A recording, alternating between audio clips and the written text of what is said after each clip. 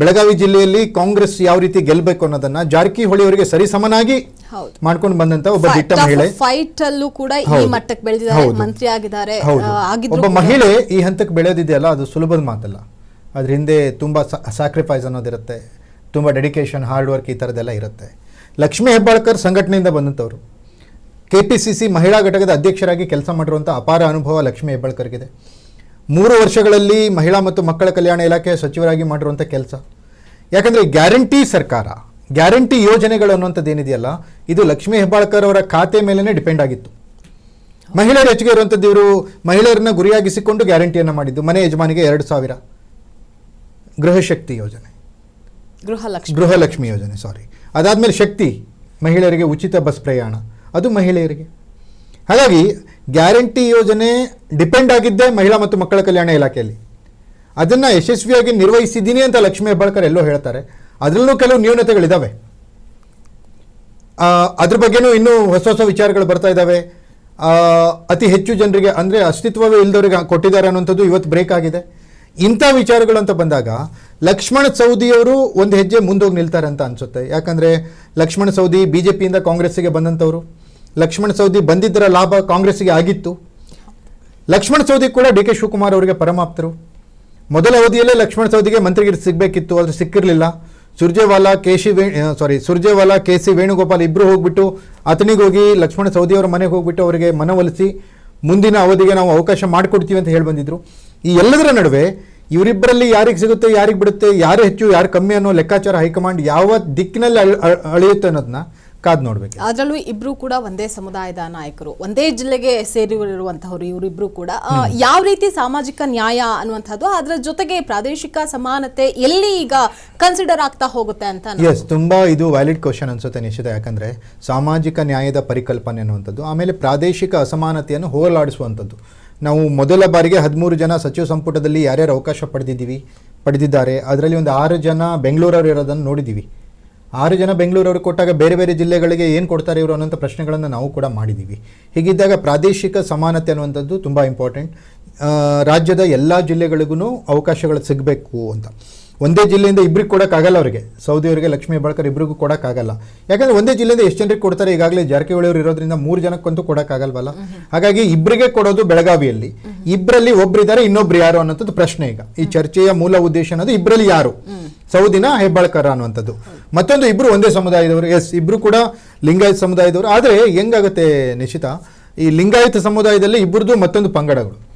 ಇವ್ರದ್ದು ಲಕ್ಷ್ಮೀ ಹೆಬ್ಬಾಳ್ಕರ್ ಪಂಚಮಸಾಲಿ ಸಮುದಾಯದವರು, ಅವರು ಗಾಣಿಗ ಸಮುದಾಯದವರು ಅಂತಾರೆ. ಗಾಣಿಗನೋ ಮತ್ತೊಂದು ಯಾವುದೋ ಇದೆ, ನಂಗೆ ನೆನಪಾಗ್ತಾ ಇಲ್ಲ. ಅದು ಮತ್ತೊಂದು ಅಂದರೆ ಲಿಂಗಾಯತ ಸಮುದಾಯದ ಮತ್ತೊಂದು ಆ ಸಮುದಾಯದವರು. ಹಾಗಾಗಿ ಅವರಿಬ್ಬರನ್ನು ಲಿಂಗಾಯತರು ಅಂತ ಕನ್ಸಿಡರ್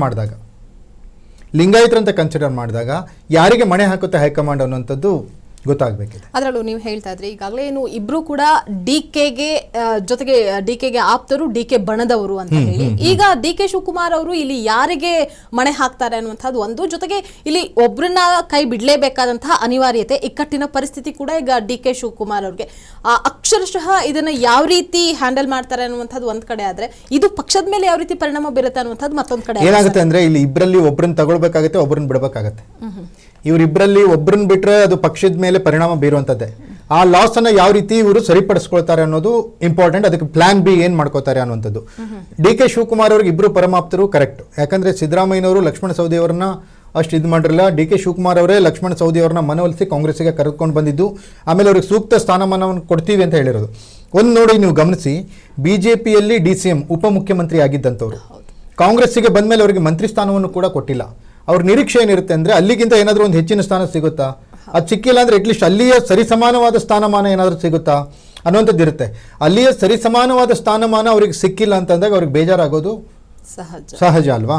ಯಾಕಂದರೆ ಲಕ್ಷ್ಮಣ ಸವದಿ ಕಾಂಗ್ರೆಸ್ಸಿಗೆ ಬಂದ ಮೇಲೆ ಕಾಂಗ್ರೆಸ್ಗೆ ಒಳ್ಳೆ ಕಾಂಟ್ರಿಬ್ಯೂಷನ್ ಮಾಡಿದ್ದಾರೆ ಅನ್ನೋದನ್ನು ಕಾಂಗ್ರೆಸ್ನ ನಾಯಕರೇ ಒಪ್ಕೊಂಡಿದ್ದಾರೆ. ಅದು ರಿಸಲ್ಟ್ನಲ್ಲೂ ಕಂಡಿದೆ. ಯಾಕಂದರೆ ವಿಜಯಪುರ, ಬೆಳಗಾವಿ ಮತ್ತು ಬೀದರ್ ಜಿಲ್ಲೆಗಳಲ್ಲಿ ಲಕ್ಷ್ಮಣ ಸವದಿ ಅವರ ಪ್ರಭಾವ ಹೆಚ್ಚಿದೆ. ಹಾಗಾಗಿ ಲಕ್ಷ್ಮಣ ಸವದಿ ಅವರಿಗೆ ಮಂತ್ರಿ ಸ್ಥಾನವನ್ನು ಕೊಡಬೇಕಾ ಅಥವಾ ಲಕ್ಷ್ಮೀ ಹೆಬ್ಬಾಳ್ಕರ್ ಅವ್ರಿಗೆ ಕೊಡಬೇಕಾ, ತಮ್ಮ ಪರಮಾಪ್ತೆ ಕೆಲವು ಬಿಸ್ನೆಸ್ ಪಾರ್ಟ್ನರ್ ಕೂಡ ಲಕ್ಷ್ಮೀ ಹೆಬ್ಬಾಳ್ಕರ್, DK ಶಿವಕುಮಾರ್ ಅವರಿಗೆ ಅನ್ನುವಂಥ ಮಾತುಗಳಿದೆ. ಹರ್ಷ ಶುಗರ್ಸ್ ಲಕ್ಷ್ಮೀ ಹೆಬ್ಬಾಳ್ಕರ್ ಒಡೆತನದಲ್ಲಿದೆ. ಹೆಬ್ಬಾಳ್ಕರ್ ಫ್ಯಾಮಿಲಿ, ಅವ್ರ ತಮ್ಮ ಚಂದ್ರರಾಜ್ ಹಟ್ಟಿಹೊಳಿ ಕೂಡ MLC ಆಗಿದ್ದಾರೆ. ಮಗನಿಗೆ MP ಟಿಕೆಟ್ ಕೂಡ ಸಿಕ್ಕಿತ್ತು. ಅಷ್ಟು ಒಂದು ವರ್ಚಸ್ಸಿರುವಂಥ ಪ್ರಭಾವ ಇರುವಂಥ ನಾಯಕಿ ಲಕ್ಷ್ಮೀ ಹೆಬ್ಬಾಳ್ಕರ್. ಲಕ್ಷ್ಮೀ ಹೆಬ್ಬಾಳ್ಕರ್ ಕಳೆದ 4-5 ವರ್ಷಗಳಲ್ಲಿ ತುಂಬ ದೊಡ್ಡ ಮಟ್ಟದಲ್ಲಿ ಬೆಳೆದಿದ್ದಾರೆ. 4-5 ವರ್ಷಗಳ ಹಿಂದೆ ಅಷ್ಟಿರಲಿಲ್ಲ ಅವರು. ಇತ್ತೀಚಿನ 4-5 ವರ್ಷಗಳಲ್ಲಿ ಲಕ್ಷ್ಮೀ ಹೆಬ್ಬಾಳ್ಕರ್ ತುಂಬ ಉನ್ನತ ಸ್ಥಾನಕ್ಕೆ ಬೆಳೆದಿದ್ದಾರೆ. ಹಾಗಾಗಿ ಲಕ್ಷ್ಮೀ ಹೆಬ್ಬಾಳ್ಕರ್ ಅವ್ರನ್ನ ಸಂಪುಟದಲ್ಲಿ ಇಟ್ಕೊಳ್ಬೇಕಾ ಅಥವಾ ಸೌದಿನ ಸೇರಿಸ್ಕೊಳ್ಬೇಕು ಅನ್ನೋದಿದೆಯಲ್ಲ, ಇದು ಹೈಕಮಾಂಡ್ಗೆ ಯಾವ ರೀತಿ ಲೆಕ್ಕಾಚಾರ ಮಾಡ್ತಾರೆ, ಯಾವ ರೀತಿ ಅವ್ರು ತೀರ್ಮಾನ ತೆಗೆದುಕೊಳ್ತಾರೆ ಗೊತ್ತಿಲ್ಲ. ಇನ್ನು ಮಂತ್ರಿಮಂಡಲ ಅಂತ ಬಂದಾಗ ಮಹಿಳೆಯರು ಎಷ್ಟು ಜನ ಇರ್ತಾರೆ, ಹಿರಿಯ ಕಾಂಗ್ರೆಸ್ಸಿಗರು ಎಷ್ಟು ಜನ ಇರ್ತಾರೆ, ಹೊಸದಾಗಿ ಪಕ್ಷಕ್ಕೆ ಬಂದವರು ಯಾರು ಇರ್ತಾರೆ. ಫಾರ್ ಎಕ್ಸಾಂಪಲ್ ಶಿವಲಿಂಗೇಗೌಡರು ಕಾಯ್ತಾ ಇದ್ದಾರೆ, ಅರಸೀಕೆರೆ ಗುಬ್ಬಿ ವಾಸು ಕಾಯ್ತಿದ್ದಾರೆ. ಹಂಗಾಗಿ ಯಾರನ್ನು ತಗೊಳ್ತಾರೆ, ಯಾರಿಗೆ ಬಿಡ್ತಾರೆ? ಇರೋದು 20 ಸ್ಥಾನ, 60 ಜನ ಕಾಂಗ್ರೆಸ್ನವ್ರು ಕಾಯ್ತಾ ಇದ್ದಾರೆ. ಅದರಲ್ಲಿ ಆ 60 ಜನರಲ್ಲಿ ಲಕ್ಷ್ಮಣ್ ಸವದಿ ಕೂಡ ಒಬ್ರು, ಲಕ್ಷ್ಮೀ ಹೆಬ್ಬಾಳ್ಕರ್ ಕೂಡ ಒಬ್ರು. ಆ 60 ಲಿಸ್ಟ್ 20ರಲ್ಲಿ ಬರ್ತಾರೆ ಇವರಿಬ್ರು, ಅಥವಾ 20ರಲ್ಲಿ ಯಾರು ಬರ್ತಾರೆ ಅನ್ನೋದು ಸದ್ಯದಲ್ಲಿರುವಂಥ ಕುತೂಹಲ. ಅದರಲ್ಲೂ ಮಹಿಳಾ ಮತ್ತು ಮಕ್ಕಳ ಕಲ್ಯಾಣ ಇಲಾಖೆಯನ್ನ ತುಂಬಾ ಅಚ್ಚುಕಟ್ಟಾಗಿ ನಿಭಾಯಿಸ್ಕೊಂಡು ಹೋಗ್ತಾ ಇದ್ರು ಏನು ಲಕ್ಷ್ಮೀ ಹೆಬ್ಬಾಳ್ಕರ್ ಅವರು ಅನ್ನುವಂಥದ್ದು ಒಂದ್ ಕಡೆ ಆದ್ರೆ, ಮತ್ತೊಂದ್ ಕಡೆ ಇಲ್ಲಿ ಪ್ರಮುಖವಾಗಿ ಅವರಿಬ್ಬರು ಅವರದ್ದೇ ಆದಂತಹ ವರ್ಚಸ್ಸು, ಅವರದ್ದೇ ಆದಂತಹ ನಾಯಕತ್ವ, ಅವರದ್ದೇ ಆದ ಸಾಮ್ರಾಜ್ಯವನ್ನ ಈಗಾಗಲೇ ಕಟ್ಕೊಂಡಿದ್ದಾರೆ. ಇದರಲ್ಲಿ ಹೋಲಿಕೆ ಅನ್ನುವಂಥದ್ದು ಪಕ್ಕಕ್ಕಿಟ್ರೂ ಕೂಡ ಇಲ್ಲಿ ಲಕ್ಷ್ಮಣ್ ಸವದಿ ಅವರು ನೀವು ಹೇಳಿದಾಗೆ DCM ಆಗಿದ್ದಂಥವ್ರು, ಈಗ ಯಾವುದೇ ಸ್ಥಾನಮಾನ ಇಲ್ದಲೇನೆ ಅವ್ರು ಹಾಗೆ ಇದ್ದಾರೆ ಅಂತಂದ್ರೆ ಮತ್ತಷ್ಟು ಅವರಿಗೆ ನಿರೀಕ್ಷೆಗಳು ಇದ್ದೇ ಇರುತ್ತೆ ಸರ್. ಅಕಸ್ಮಾತ್ ಲಕ್ಷ್ಮಣ್ ಸವದಿಗೆ ಈ ಬಾರಿ ಸಚಿವ ಸ್ಥಾನ ಕೈ ತಪ್ಪಿದ್ರೆ ಮತ್ತೆ ಬಿಜೆಪಿ ಅವರೊಟ್ಟಿಗೆ ಮಾತುಕತೆಗಳಾಗ್ತಾ ಇದೆ, ಬಿಜೆಪಿ ಹೋಗ್ತಾರೆ ಅನ್ನುವಂಥದ್ರ ಬಗ್ಗೆ ಕೂಡ ಮಾತುಗಳಿಗೆ ಈಗ ಕೇಳಿ ಬರ್ತಾ ಇದೆ, ಚರ್ಚೆಗಳು ಕೂಡ ಆಗ್ತಾ ಇದೆ. ಇದು ಯಾವ ರೀತಿ ಪರಿಣಾಮ ಬೀರಬಹುದು? ಈ ಸರಿ ಮಂತ್ರಿ ಸ್ಥಾನ ಸಿಕ್ಕಿಲ್ಲ ಅಂದ್ರೆ ಲಕ್ಷ್ಮಣ್ ಸವದಿ ಕಾಂಗ್ರೆಸ್ನಲ್ಲಿ ಉಳಿಯೋ ಡೌಟ್, ಯಾವುದೇ ಕಾರಣಕ್ಕೂ ಉಳಿಯಲ್ಲ ಅವರು. ಅವ್ರ ನಂತರ ಮಾತಾಡೋಗ್ಲೂ ಹೇಳಿದ್ರು, ಇಲ್ಲ ಕೊಟ್ಟೆ ಕೊಡ್ತಾರೆ ಅನ್ನೋ ನಂಬಿಕೆ ಇದೆ ನನಗೆ.